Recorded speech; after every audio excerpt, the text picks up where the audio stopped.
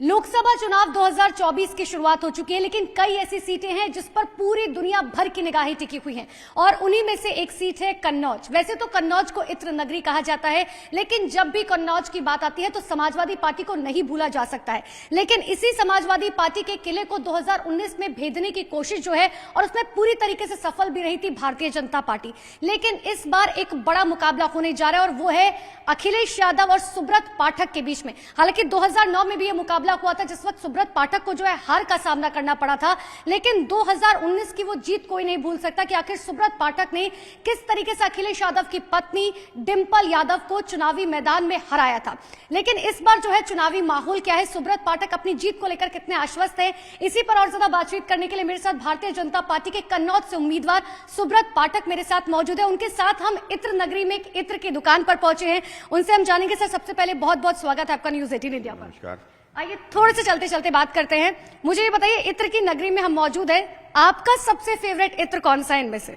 नहीं, देखिए, हमको तो लगभग सभी इत्र पसंद है। हमको बहुत पसंद है इत्र समामा, सर्दियों में बहुत पसंद आता है। अच्छा। गर्मियों में हम लोग गुलाब और खस को मिलाकर लगाते हैं, उसमें भी बड़ा आनंद आता है। तो सभी इत्र एक तो ये शुद्ध हैं, प्राकृतिक हैं और उस कारण से ये बहुत फायदा देता है। जैसे अगर हम इत्र लगातार सूंघेंगे या इत्र को हम रोज ईश्वर को आराधना में चढ़ाएंगे तो इत्र की महक हमारे पास आएगी, तो उससे आपकी याददाश्त भी बढ़ेगी। अच्छा। बिल्कुल। और ये एंटीबायोटिक भी होता है, तो आप कहीं ना कहीं अगर जब आप इसको महक लेते हैं तो ये जो आपके रोगाणु हैं उनको नष्ट भी करता है।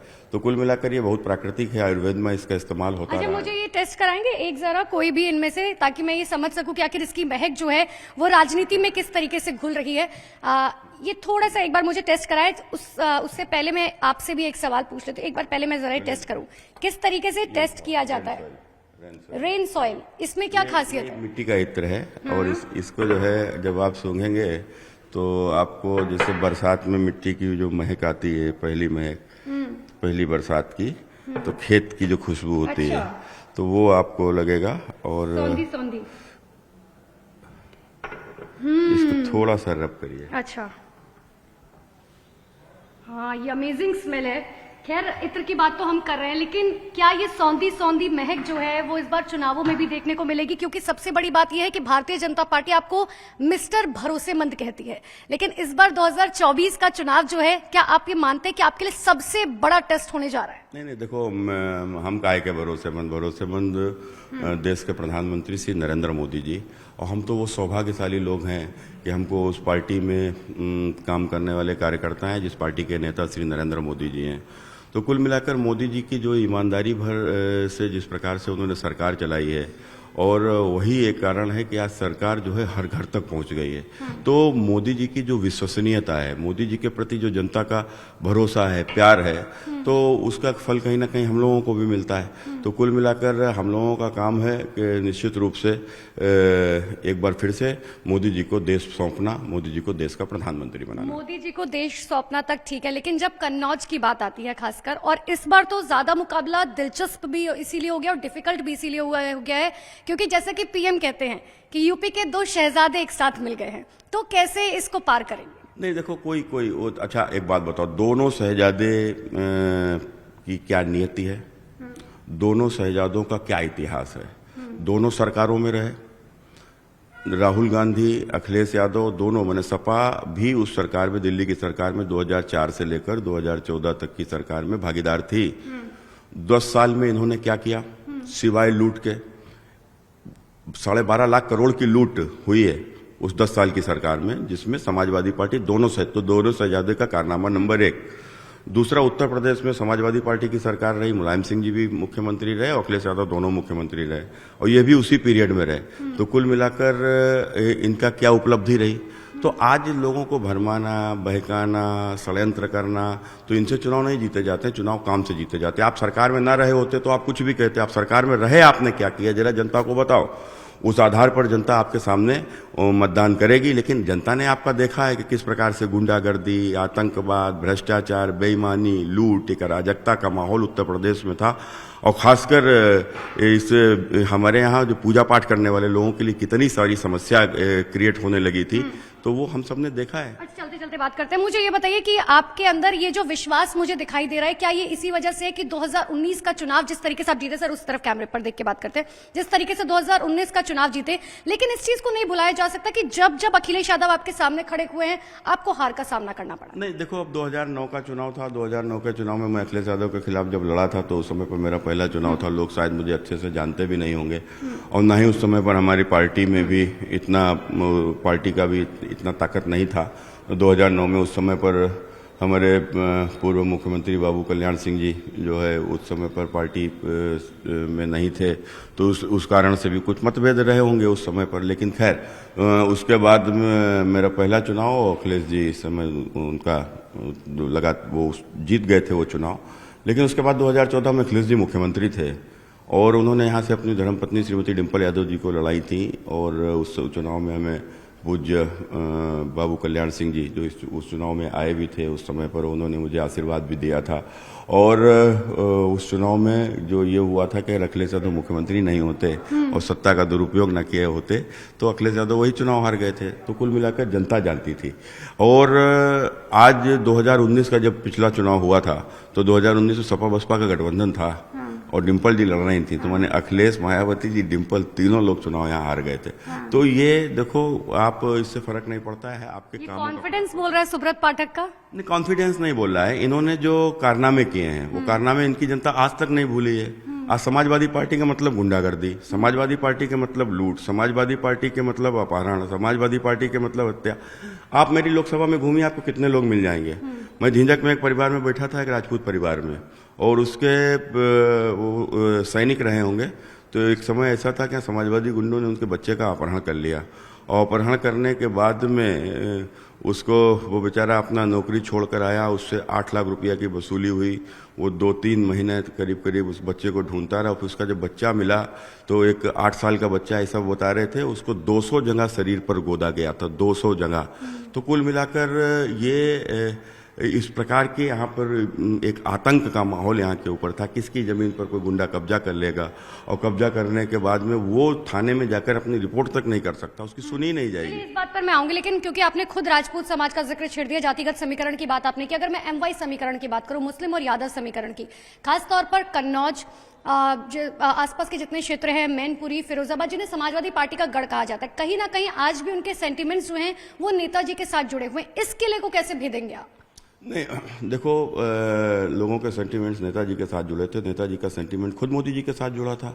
लोग, अरे भाई आप हंस रही हैं। आप 2019 में आप जब चुनाव के पहले तो नेताजी ने संसद में खड़े होकर कहा था। तो क्यों कहा था? नेताजी ने इसलिए कहा था, नेताजी ने बाद में अपने पत्रकार मित्र को बताया भी था कि उन्होंने इसलिए कहा था कि इस देश में जितने भी पिछड़े नेता हुए हैं उनका कांग्रेस ने सम्मान नहीं किया, और सरदार वल्लभ भाई पटेल देश के पहले प्रधानमंत्री होते यदि देश में आम चुनाव उस समय पर हो गए होते। लेकिन किस प्रकार से षड्यंत्र करके जवाहरलाल नेहरू जी को देश का पहला प्रधानमंत्री बना दिया, और उसके बाद जितने भी प्रधानमंत्री पिछड़े समाज के बने भी यदि कांग्रेस से अलग हटकर, जैसे चौधरी चरण सिंह जी प्रधानमंत्री बने, तो किस प्रकार से षड्यंत्र करके 6 महीने भी प्रधानमंत्री नहीं रहने दिया। और देवेगौड़ा जी पिछड़े समाज के प्रधानमंत्री बने, उनको भी 6 महीने से अधिक कांग्रेस ने षड्यंत्र करके नहीं रहने दिया। तो इस देश में पहले एक ऐसे प्रधानमंत्री पिछड़े समाज के नरेंद्र मोदी जी हुए हैं जिन्होंने 5 साल पूरे किए हैं। और मुलायम सिंह जी ने कहा कि मैं चाहता हूं कि मोदी जी फिर से देश के प्रधानमंत्री बने और पहले ऐसे प्रधानमंत्री हो जाएं जो लगातार नेहरू जी का प्रधानमंत्री रहने का रिकॉर्ड तोड़ें। चलिए, तो राजनीति की बात होगी, लेकिन मैं मुद्दों की बात कर लेती हूँ, क्योंकि चुनाव में मुद्दों की बात सबसे ज्यादा होती है। मैं लगातार जगह जगह घूम रही हूँ, वहां ग्राउंड जीरो पर मैंने जो सबसे बड़ा मुद्दा देखा वो था गाय और सांडों का। किसान इतने ज्यादा परेशान है कि हमें रात रात भर जो है वो खेतों में बैठना पड़ता है, क्योंकि अगर हमने फसल बो दी है तो उसके बाद हमें पता है कि कटाई से पहले ही जो है गाय और सांड उन्हें पूरी तरीके से रौंद देती है। देखो, क्या है कि यहाँ पर ये कुछ राजनीति है। हम लोगों ने यहाँ के ऊपर गौशालाएं बनवाई हैं, और आप अगर जाकर देखो तो कितनी सारी गौशाला, 1800 से अधिक गौशालाएं यहाँ पर बनी हुई हैं, और गौशालाओं में जानवर भी हैं। अब लेकिन चुनाव आ गया है सर, लेकिन सॉरी मैं आपको बीच में रोक रही हूँ, क्योंकि जब मैं गांव वाले लोगों से बात करती हूँ वो कहते हैं कि शहर में गौशालाएं हैं या जमीन दे दी गई है गांव में गौशालाओं की। अभी कल मैंने फिरोजाबाद में देखा, मैंने मैनपुरी में देखा कि गौशालाएं अलॉट कर दी गई है, जमीन दे दी गई, लेकिन वहां गौशालाएं बनी नहीं है। देखो, वो दूसरे जिलों में क्या है हमें नहीं मालूम, लेकिन हमारे जिला में हमारे पास कम से कम 8000 की कैपेसिटी है, और गौशालाएं भी बनी बनी हुई हैं। आप जाइए ग्रामीण क्षेत्रों में, देखिए हमने लोगों ने इस पर काम किया है। हमारे यहाँ समाज कल्याण मंत्री शशि मरूण जी, उन सब लोगों ने मिलकर यहाँ के ऊपर एक 1077 करके एक नंबर भी जारी किया हुआ है कि जहाँ, और हम लोग उसको समय समय पर पकड़वाते भी हैं जहाँ से सूचनाएं आती हैं। तो आप देखिएगा तो आपको दिख भी जाएगा। खैर, लेकिन अब है क्या कि चूंकि चुनाव आया है और यहाँ पर समाजवादी पार्टी के भी कुछ प्रधान हैं, उनकी मानसिकता के कुछ इस तरीके के सचिव हैं, तो जानबूझ के, अच्छा किसान भी, चूंकि अब समाजवादी पार्टी के लोगों के पास में कुछ जानवर हैं भी अधिक, तो वो जानबूझ के जानवरों को इस टाइम छोड़ना कि ताकि जाकर दूसरों की फसल खराब करें, सरकार के ऊपर आरोप लगे। अब योगी जी तो कोई सांड पकड़ने आएंगे नहीं, तो ये तो एक हमारे समाज की समस्या, हमारे साथ आए हैं जानवर, हमारे साथ तो आए हैं, वही प्रकृति ने हमारे साथ उनको भेजा है, हमारे भी आज उनका काम खत्म हो गया, तो आज बेचारे वो तो एक हमारी वो भी है। तो कुल मिलाकर हम गाय दूध देना बंद कर देती है, हम छोड़ देते हैं। लेकिन यहाँ के ऊपर एक षड्यंत्र है कि चूंकि चुनाव आ गया है, तो जितने भी समाज के, खास समाजवादी पार्टी के जो कार्यकर्ता टाइप के जो लोग हैं, इनके समर्थक लोग हैं, तो जानबूझ के इस समय जानवरों को छोड़ रहे हैं। तो ये एक स्थिति है।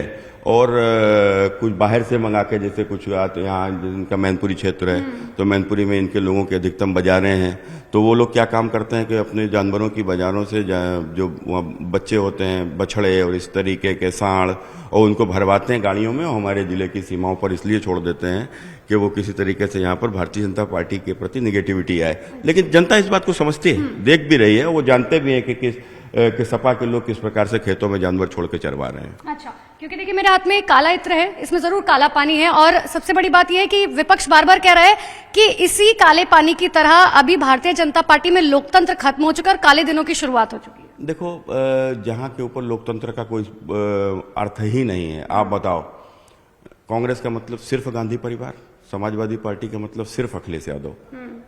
अब वहां परिवार भी नहीं, टिकट दे दिया लेकिन दिया अखिलेश यादव नहीं। तो कुल मिलाकर ये लोग अगर लोकतंत्र की दुहाई देते हैं तो मुझे शर्म आती है। आज अखिलेश यादव कह रहे हैं कि संविधान बचाओ। ये वही अखिलेश यादव हैं जिन्होंने मुख्यमंत्री बनते ही उत्तर प्रदेश में तमाम दलित और पिछड़े महापुरुषों के नाम पर, जो मायावती सरकार में जो जिलों के नाम हुए थे, उनको बदल दिया। कन्नौज मेडिकल कॉलेज का नाम मायावती सरकार में बाबा साहब भीमराव मेडिकल कॉलेज कन्नौज रखा गया था। और समाजवादी पार्टी की सरकार बनते ही 2012 में, जिस दिन सरकार बन रही थी, उसी दिन जीटी रोड के ऊपर लगा हुआ बाबा साहब भीमराव अंबेडकर मेडिकल कॉलेज का बोर्ड समाजवादी गुंडों ने तोड़कर नीचे गिराया, उसको अपमानित किया, लातों से तोड़ा, और बहुत अभद्र, मुंह से नहीं बोल सकता, इसे अभद्र वो चीजें उस पर हुई। और उसके बाद में पहली ही कैबिनेट की बैठक में अखिलेश यादव जी ने बाबा साहब भीमराव मेडिकल कॉलेज कन्नौज का नाम बदल दिया। अब बताओ, जिनको बाबा साहब भीमराव अम्बेडकर के नाम से इतनी घृणा थी, आज वो कह रहे हैं कि भारतीय जनता पार्टी संविधान, माने जिन्होंने बाबा साहब का नाम बदल दिया, आज वो कह रहे हैं भाजपा का संविधान बदल देंगे। जबकि अखिलेश यादव जी, आप संविधान बदलने की फिराक में हो, आप हो, और चाहे वह राहुल गांधी हो, दोनों ने मिलकर उत्तर प्रदेश के बड़े मुस्लिम लोगों के साथ में बैठक किया है और कहा है कि हम दलितों, पिछड़ों को जो आरक्षण दिया जाता है उसमें आपकी हिस्सेदारी करेंगे। तो वो उसको लेकर इन्होंने षड्यंत्र रचा हुआ है। और यही बात जो है कर्नाटक ने साबित भी कर दी है, जब कर्नाटक में आरक्षण के सिस्टम में जब पिछड़ों के कैटेगरी में मुसलमानों को भी शामिल कर दिया, तो ये बाबा साहब का अपमान नहीं है क्या? जबकि बाबा साहब ने प्रावधान किया था कि इस देश में गरीबी के आधार पर आरक्षण होगा, उसी आधार पर पिछड़ों, अनुसूचित और जनजाति के लोगों को आरक्षण मिला था। आज वहां को ऊपर धर्म के नाम पर आरक्षण नहीं दिया जाएगा, क्योंकि धर्म के नाम पर देश का विभाजन हो चुका है। तो आज वहां के ऊपर कर्नाटक में फिर धर्म के नाम पर ऐसा क्यों किया गया? आंध्रा में ऐसा धर्म के नाम पर क्यों किया गया? तो जहां जहां कांग्रेस की सरकारें हैं वहां पर ऐसा क्यों हो रहा है?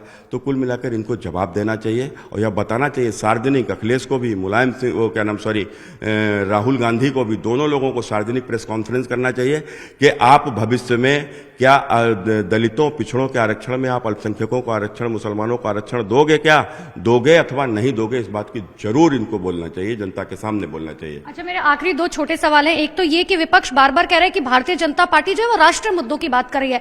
आप सीए की बात कर रहे हैं, आप 370 की बात कर रहे हैं, आप ट्रिपल तलाक की बात कर रहे हैं, लेकिन आप जिस भी इलाके में जा रहे हैं वहां के स्थानीय मुद्दों की तो बात ही नहीं हो रही है। देखो, स्थानीय मुद्दों की बात होती है स्थानीय चुनाव में। जब स्थानीय चुनाव होते हैं, चाहे प्रदेश का चुनाव हो और चाहे नगर पालिका पंचायतों के चुनाव हो, इनमें स्थानीय मुद्दों पर चर्चा होती है। स्थानीय मुद्दे हल करना राज्य सरकार का काम होता है। और जो ये राष्ट्रीय, ये देश की सरकार है, चुनने हम लोग जा रहे हैं, यहाँ पर देश के ही मुद्दे पर चर्चा होगी। देश कैसा होगा, हमारे देश का भविष्य कैसा होगा, तो देश की सरकार ही तो तय करेगी। तो हमारे भविष्य का क्या रोड मैप बने, कैसे रोड मैप बने, तो उन पर चर्चा अगर नहीं होगी तो हमारा भविष्य किस ओर जाएगा हमें मालूम नहीं है क्या। ये किस ओर ले जाना चाहते हैं, ये आतंकवाद की भट्टी में हिंदुस्तान को झोंक देना चाहते हैं, हिंदुस्तान को फिर से पाकिस्तान जैसे हालात हिंदुस्तान में पनप जाए, इस प्रकार के हालात खड़े कर देना चाहते हैं। कल एक जो वीडियो आपने देखा होगा कि किस प्रकार से एक अमित शाह जी ने कहा था कि हमारे ओबीसी और SC ST कि आरक्षण में किसी प्रकार का कोई भी छेड़छाड़ नहीं हो सकती, उसमें हम किसी दूसरे को नहीं देने देंगे। इसी संदर्भ में उन्होंने कहा था, लेकिन किस प्रकार से उस चीज को गायब करके कट पेस्ट करके एक वीडियो बना दिया, उसमें कहा गया कि हम दलितों पिछड़ों का आरक्षण समाप्त कर देंगे। तो ये जबकि उन्होंने कहा था कि मुसलमानों का आरक्षण समाप्त कर देंगे, जहां जहां इन्होंने दिया हुआ है देश भर में। तो कुल मिलाकर उस चीज को कि किस प्रकार से इस देश में जातीय एक युद्ध हो, आपस में लोगों के बीच में संघर्ष हो जाए, इस नियत के ये लोग हैं। ये देश टूट जाए, लोगों में झगड़ा हो जाए, खून की नदी बह जाए, लेकिन सत्ता इनको मिल जाए, इनके परिवार का भला हो जाए। तो यह सोच रखने वाले यह लोग कभी मोदी का मुकाबला नहीं करते। आपकी बार 400 पार मान लिया जाए? नहीं, आप देख लीजिए, हम थोड़े ना कह रहे, तो जनता कह रही है और तो विपक्षी कह रहे हैं, डरे हुए हैं। और आज इसीलिए आज लाते हैं, इस प्रकार का झूठ फैलाते हैं, और जिसमें कांग्रेस सरकार का एक मुख्यमंत्री इन्वॉल्व होता है। अब उत्तर प्रदेश में भी हम लोग देखेंगे अब इस प्रकार का कि हमारे यहाँ भी किसने किसने इस प्रकार के षड्यंत्र किए हैं, हमारे यहाँ भी बहुत से फर्जी वीडियो चल रहे हैं।